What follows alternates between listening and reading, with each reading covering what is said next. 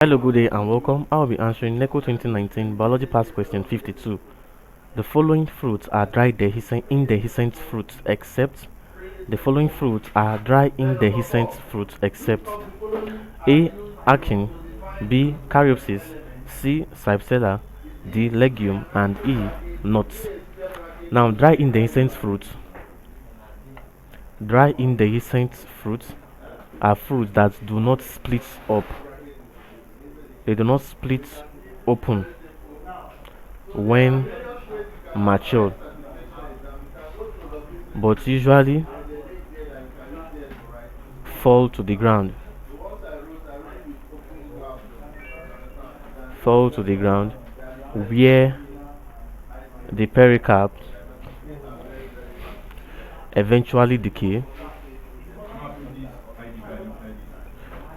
to release the seeds to release the seeds. So a dry indehiscent fruit do not split open when mature, but usually what it falls to the ground while where the pericarp will then decay in order to release the seed. Now there are five main types of dry indehiscent fruits. These include the arching. Example of the arching is the rose fruit. Another type is the cypsela, and an example of cypsela is the three dax. Another type is the caryopsis. Example of caryopsis are the maize, the rice grain. Another type is the nuts such as cashew nuts, the dry indehiscent fruit. Another example is what samara. An example of samara is the combretum. So all these are what dry indehiscent fruit. They do not split open when mature but falls to the ground, so that the pericarp of this fruit will then decay and then disperse what the seed.